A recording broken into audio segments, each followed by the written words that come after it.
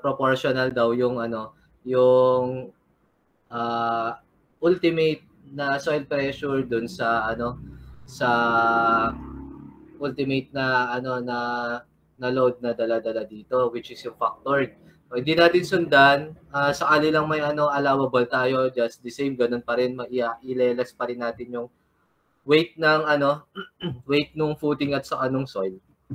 Okay, pero ang ano naman, ang reason behind dun sa ginawa ni Besa na yon is that parang ratio and proportion, kasi kita nyo naman sa trapezoidal, hindi pantay lahat ng pressure actually ng soil, kasi dito sa ano natin, dito sa drawing natin, malamang sa malamang baka ganito yung drawing ng trapezoidal, ganyan. Siyempre, kung nasaan yung mas malaki yung load, nandun yung mas mahaba na ano natin, na side nung trapezoid. So kaya nag-ratio and proportion si Besa doon. Pero para consistent lang sa pinagso-solve natin, ganito na lang siguro ang ano. Ibigay ko na dati yung effective soil pressure. So dito ay 182 kilopascal. Hindi na ito pa lang lesson natin, baka ano lang, hindi ko tatapusin hanggang dun sa ano, sa pagkuha lang ng area, kasi yung pag-solve natin ng beam shear, punching, parehas lahat, okay? Parehas lahat, pati doon sa pag-solve nyo ng ano, ng reinforcement ay parehas lang din naman lahat. So siguro start na natin. Ganito yung ano, ganito yung lalabas dapat sa drawing nyo. Yung pinakamahabang side ay nandito. I-designate ko ng B. Dito naman ay A. Okay? A. Hatiin natin yung area para pagka nagkuha tayo ng centroid, madali lang. So, ito. Yan. Rectangle yan sa A at saka yung haba niya na 5.925. Tapos, dalawang triangle. Equal yung triangle na yun. So, ito naman, syempre, ang value niyan ay B less, mahirap, B less A over 2.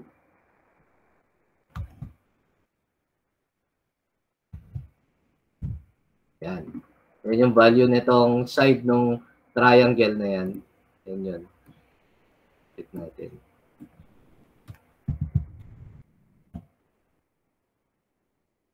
And then dito, B minus A over 2. Pwede na siguro. Okay, kunin muna natin, may effective na tayo, makukuha na kaya natin yung area. So for the area, syempre, area equal sa P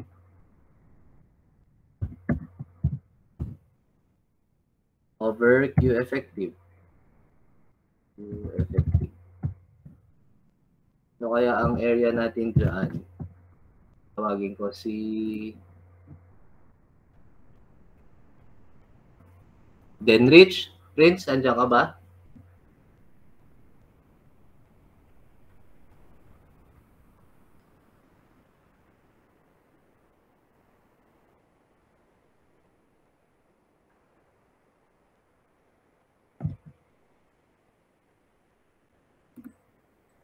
Anong area natin dito, Prince?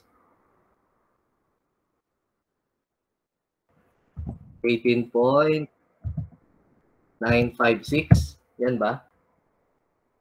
Okay. Sige. Square meter. Square meter. Okay.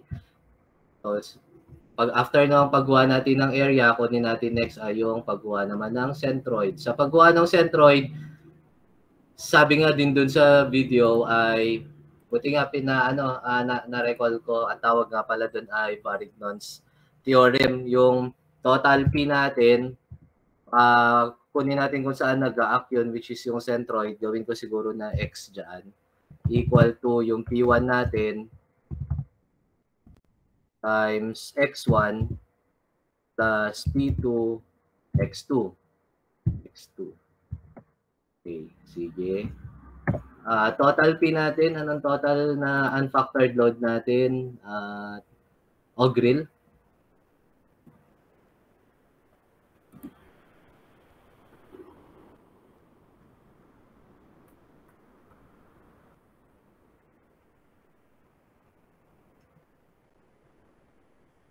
Wala siya. Sige, si ano na lang.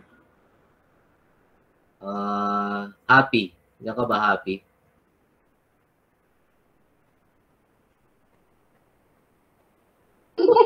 Unfactored po, sir. Yes. Ano yung total na unfactored? 3,450. 3,450. And P1 natin? Unfactored P1?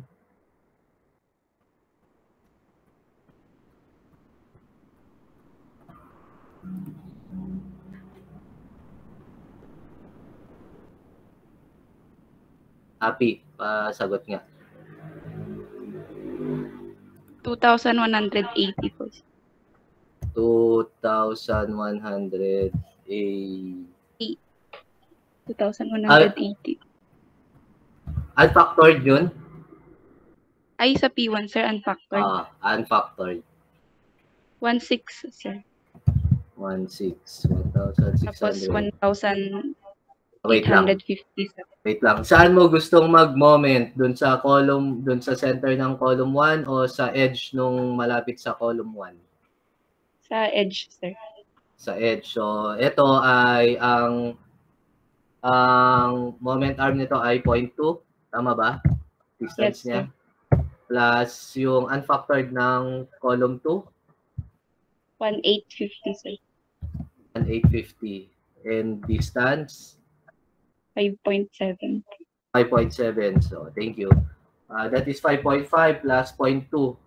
Kinuha na natin ng distance. Dito tayo sa edge.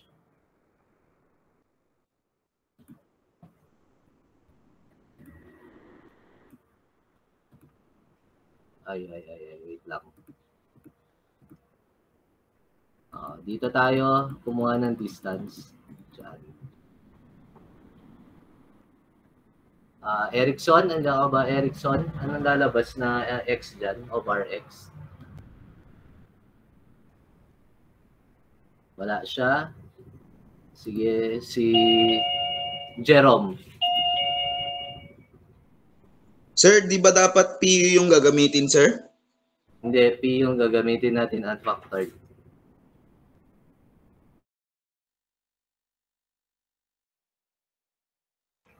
Sa pagkuha natin ng dimension, unfactored lang. Recompute ko po, sir. PU po kasing nagamit ko, sir.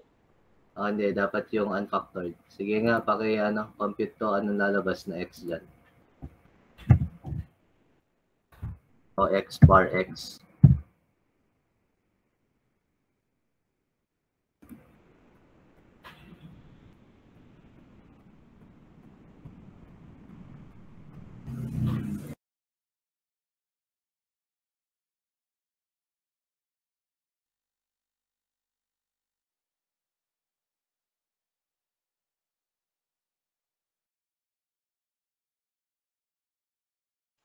$3.149, sir.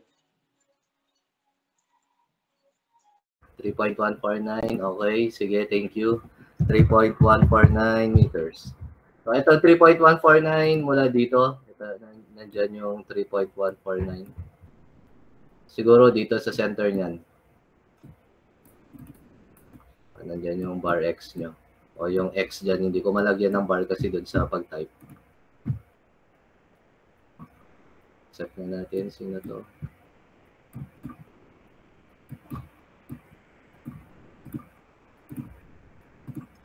Okay, next. Pag meron na tayong bar X dyan, kunin naman na natin yung geometric, yung centroid niya geometrically. So, yung geometric centroid. So, saan kaya yon? So, sa paggawa ng geometric centroid, iaano lang naman natin yung yung area dyan, kaya hinati natin siya ng area 1. So, yun. Area 2. And area 3. Okay. So, first, yung total area natin, na-solve na natin dati yan, 18.956. Gamitin ko lang tong formula na to, yung area total, times yung bar x, yan, equal dun sa area 1 times x1 plus area 2. Kayo na lang sa pagsulat nyo, kayo na lang mag-ayos nung subscript niya kasi hindi ko ma-subscript yan. x2 plus area 3. Hindi, sige, ganyan na nga lang. Anyway, sa solution nyo, pwede namang area 1 tong isang triangle, area 2 tong isa, at saka area 3 yung rectangle. Okay lang naman yun. Bahala kayo kung saan kayo mas mapapadali. Area 3, okay, sige. Total ng area 1, syempre, na-solve na natin yan, 18.956. Ang bar x niya, based dun sa na-solve natin, ay 3 ano pala yun? 3.149. Okay, ilagay ko na dati dyan, 3.149. Can you follow? Nasusundan ba? Yes, sir. Nasusundan? Sige. And then next, area 1. Yung area 1 natin, hindi pa natin alam yung dimension, pero, hindi natin alam pa, ang kinukuha pa lang natin yung dimension ng A at saka B. Kaya, nag-arrive tayo dito sa second equation kasi nga, dalawa yung unknown. And then, ang area 1 natin, kita nyo naman dito sa ay itong triangle dito, yung nasa taas, yung pinilugan ko ng 1 dyan. So, area 1. So, 1/2. 2. Okay, 2. 1/2. Base, ang base natin, na-solve na dati natin yan, 5.925 by inspection. 1/2 base. Ang height natin ay yung B less A.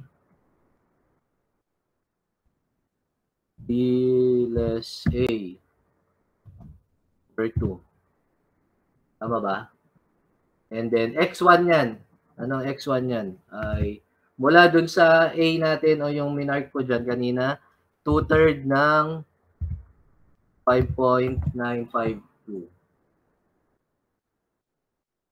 5.925 pala.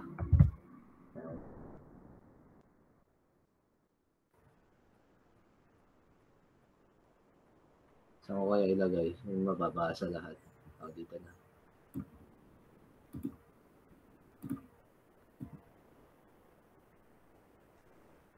Kita ba? Kita nyo? Next ay yung sa triangle naman.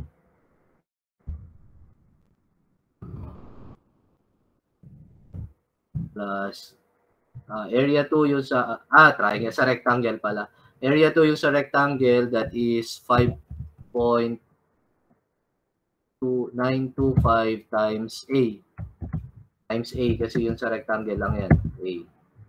And then, plus yung area 3 natin.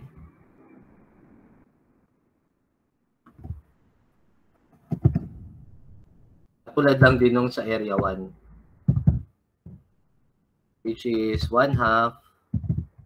Ang base natin ay 5.925. Ang height natin ay... wait, kulang pa pala to. Anong centroid nito? Grid. Rectangle lang yan. 5.9. Sige. 2.9625. Sige. Dinivide mo na dati. So, gitna lang ng 5.925. Sige, thank you. Gitna lang. 5.925 divided by 2. Kasi ito ay rectangle. Ngayon, next, thank you, Sigrid. And then, tuloy natin dito sa triangle, 1/2 base. Yung base ko, 5.925. Yung height nung nung pangatlong area natin, which is triangle, ay B less A pa rin. B less A over 2. And ang kanyang distance mula dun sa A ay 2/3. 2/3 ng 5.925. Yan. Sige. Pwede sigurong i-simplify ni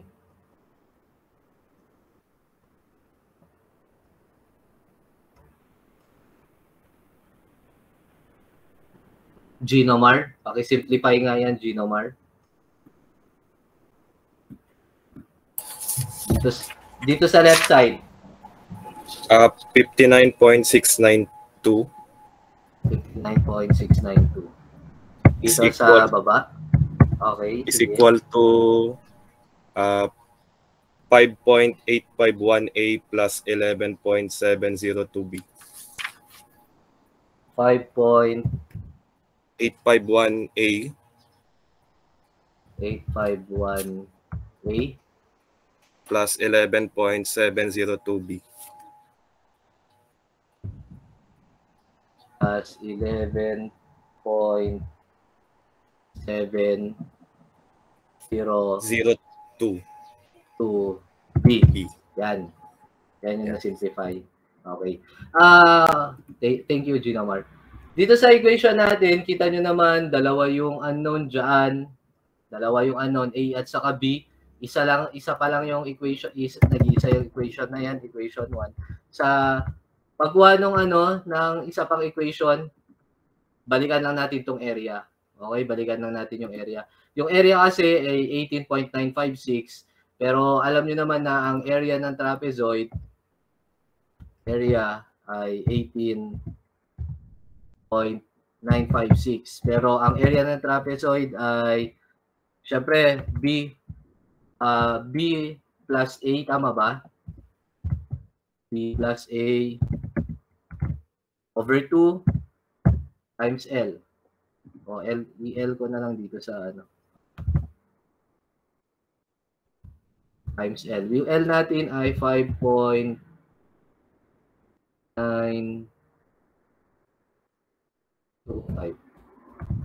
Tama ba yung area ko ng trapezoid dyan? Mark Jose, tama ba?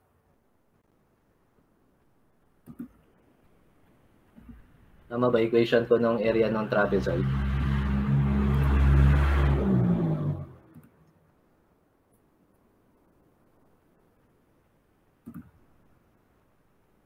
Remy, tama ba yung equation na nagamit ko?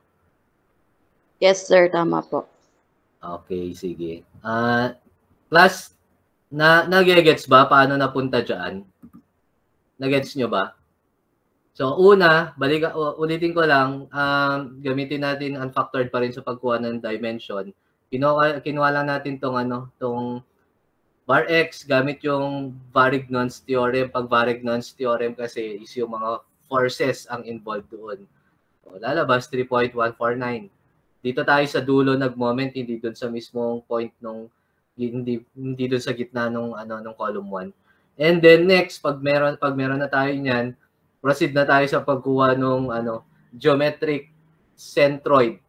Geometric centroid niya. Alam natin sa geometric centroid, yung kailangan natin, total area times yung bar x nyo equal to area 1, x1 plus tatlo. Yung hinati natin sa tatlong area. Okay, ay lalabas ay ito yung equation 1 nyo, 59.692 equal to 5.851A plus 11.702B. Yun yung isang equation. Since dalawa yung unknown, kailangan natin dalawang equation. Yung isang equation, kukunin ko dito sa area, which is, alam natin yung area ng trapezoid natin ay 18.956. Alam nyo naman na ang formula para sa pagkuha sa area ng trapezoid ay yung longer side plus shorter side divided by 2 times yung length lang, which is 5.925. So, based from that, makaka-arrive ako sa equation ng, we can represent A in terms of B or B in terms of A. Sige nga, PL, pakibigay nga sa akin yung pwede ko i-represent dito. Anong gusto mo?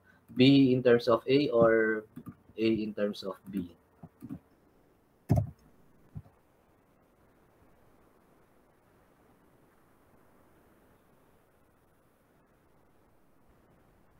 See, sir. A in terms of B. A in terms of B. So, value ng A ay 6 point something ba yan? Or B less? Ganun ba? O 6 point something?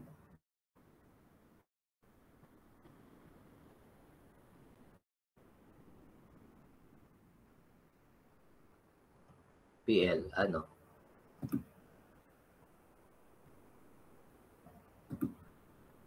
Wait, sir. Okay. 18.956 divided by 5.925 tapos times 2. I-cross lang natin. Tapos ilipat lang sa isang side yung isa.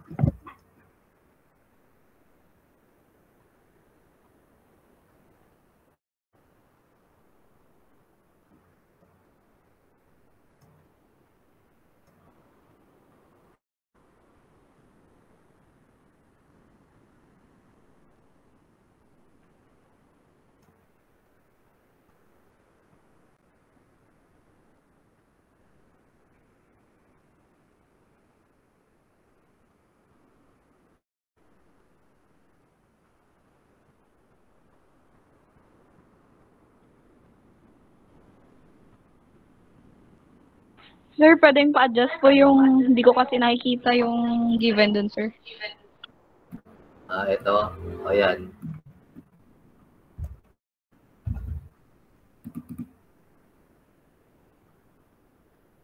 Wait lang, paano ko ba ililipat dun sa side na yun? Yan, nakikita na.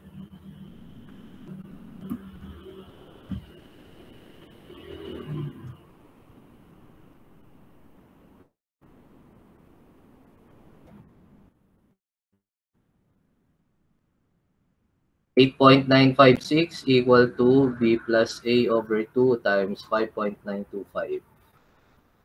So, sabi mo A in terms of B. So, if A in terms of B, A is equal to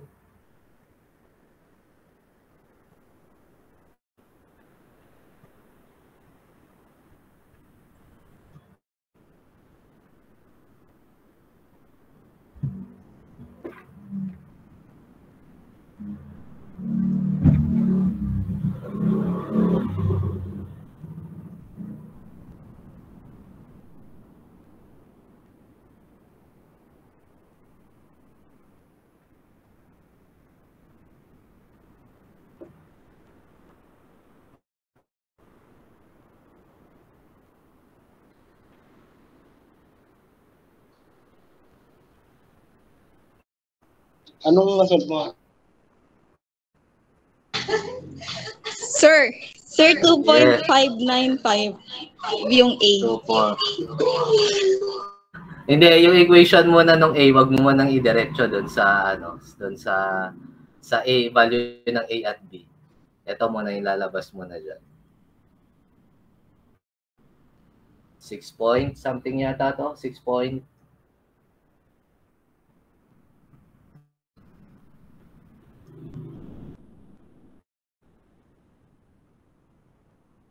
Wait, sir, nag-direct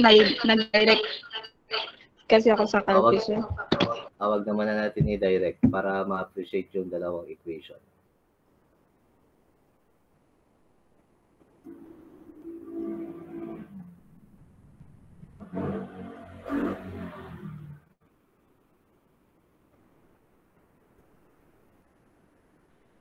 Sir, yung value ng A equation niya is 6.399 less Okay. B. Less B. Thank you. So, ayan. Meron tayong first equation and meron tayong second equation. Pwede kayong mag-substitution. Actually, substitution na yung gagawin nyo. Kaya natin i-represent to. Pero pwede din yung ginawa kanina ni PL na simultaneous. So, pag simultaneous by gamit yung calculator nyo, lalabas na yung value ng A at saka B.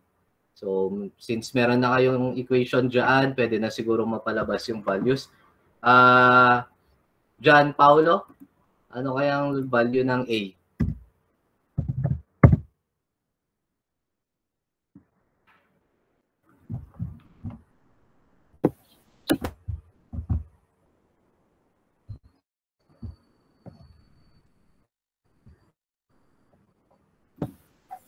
Yun.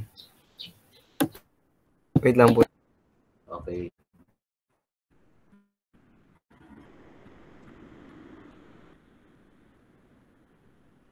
Hindi pala A ang unang lalabas kung gamit natin yung ganyan equation. B pala ang unang lalabas kung sa substitution.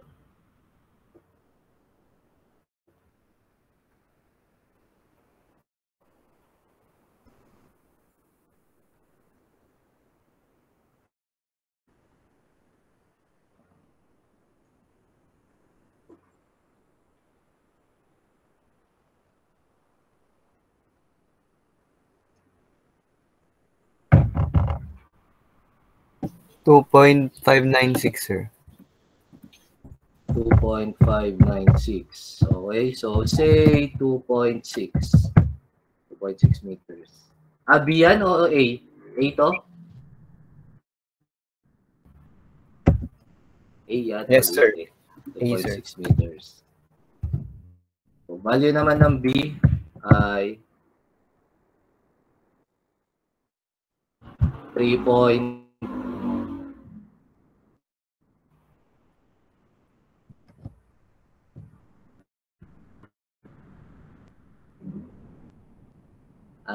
Paulo? Ibawas mo lang dito. May A ka na. Hindi pala ibawas. I-substitute yung A dyan. May lalabas na B. 3.803, sir. 3.803. 3.803.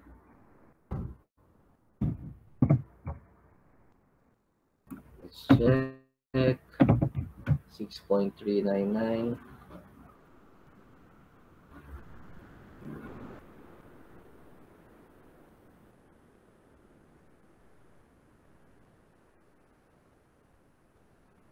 Bakit ang lumalabas sa akin 3.7999 lang? Isa-substitute ko to dito sa equation 2, ang lalabas ay 3.799. Okay, say 3.8. Okay na? Okay lang ba yan? Hello? Remington, nasundan mo ba?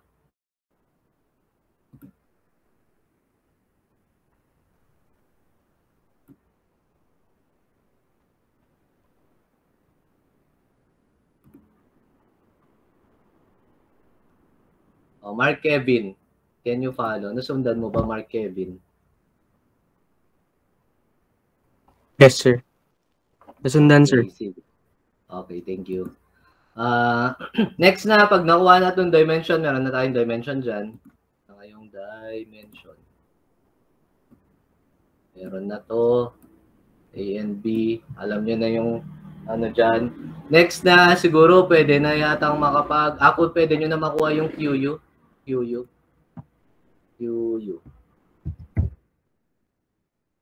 Equal to PU over yung area natin na ang area natin ito na nga i-type dyan. Teka lang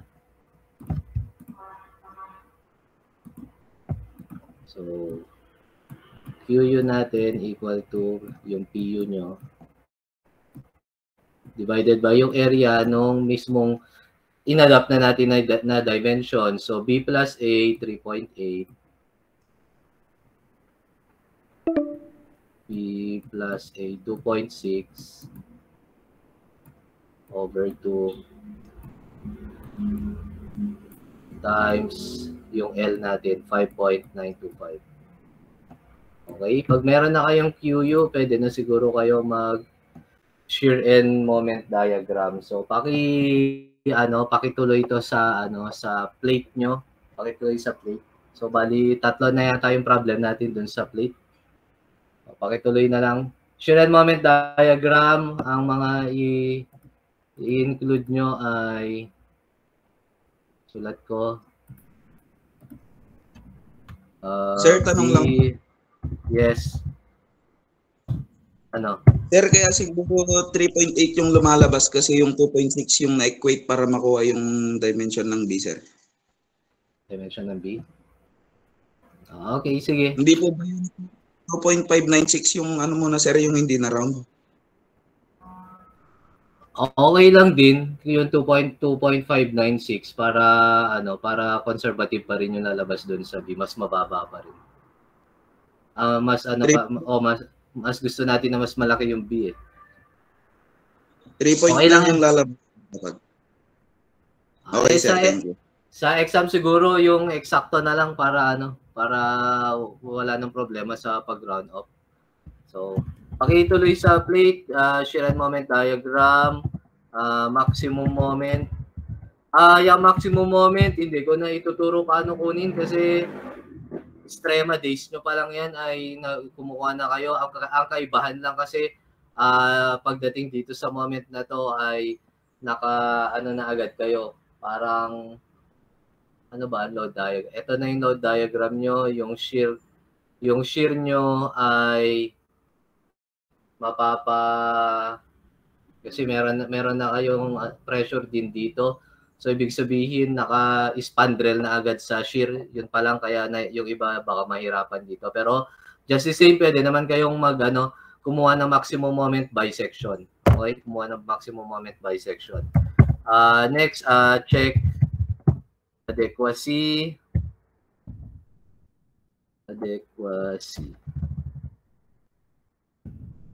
of yung area sa column 1, check adequacy of footing at column 1. Check beam shear adequacy.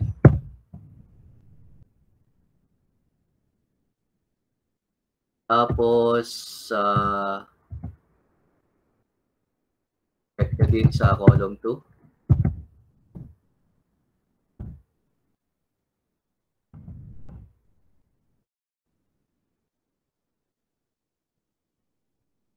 At column 2.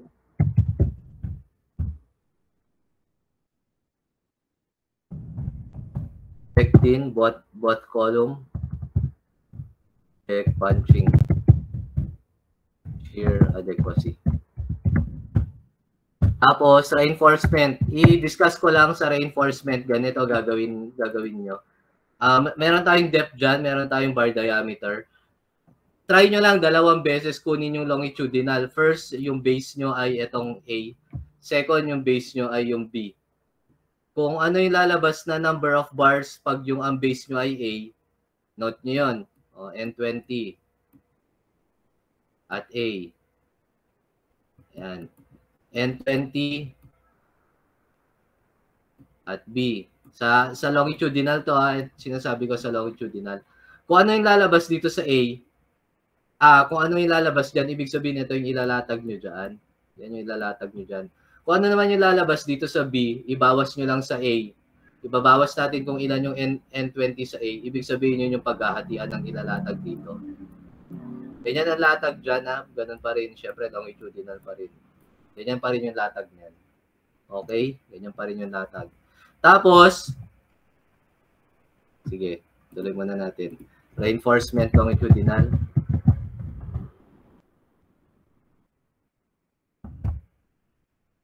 Reinforcement longitudinal. Paano nga pala ang bakal niyan? Siyempre, wala naman kayong overhang dyan. Tapos, negative moment, malamang yung lalabas dito. Kaya yung bakal nyo ay dito, sa taas, yung main niyan.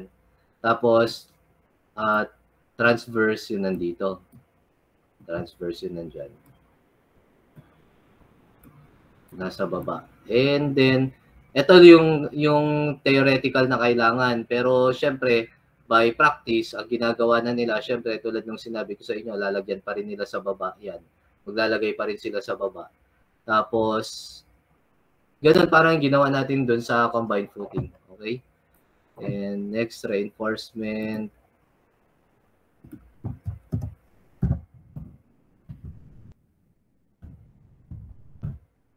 transverse. Pareha, transverse sa column 1 at sa column 2. Transverse reinforcement.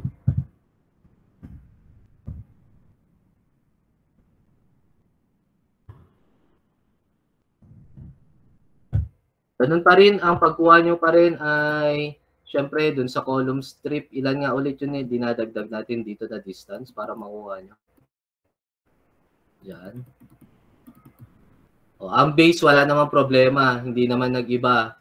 Ito pa rin naman yung base nyo. Yan pa rin. Kasi pag ganyan pa rin naman yung lahat. Balikan natin yung kulay.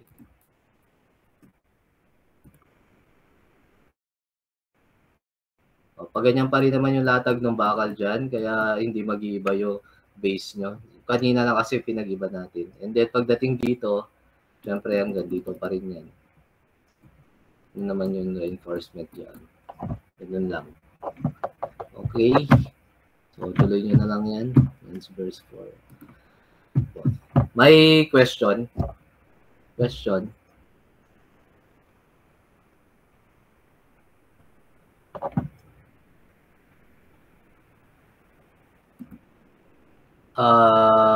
Dominic, may tanong ba? Nasundan ba? Wala naman po, sir. Sige. Wala na kayong tanong, hindi ko na ulitin to sa sa next na meeting natin kasi ibang lesson na naman. Mag-strap footing na tayo sa susunod sa kalimang magka-chance na na mag-meet dahil student week na naman yata. Next week naman yata yung student week. So anyway, pakigawin na lang yung yung plates nyo para ma-practice din itong pag-solve ng trapezoidal combined footing. Pa-screenshot na lang, Dom, tapos paki-send sa akin para may proof kay Sir Raymond. O kaya kay Sir Raymond mo na diretso yung screenshot ng online natin. Proof lang na na nag-conduct ng klase. Talaga naman nag-conduct. Okay na? Okay na ba? Kung wala nang tanong, thank you for taking this online class today. I hope na nasundan nyo kahit na online na ang hirap-hirap i-drawing. Kung wala nang tanong, that ends our online class today. Thank you.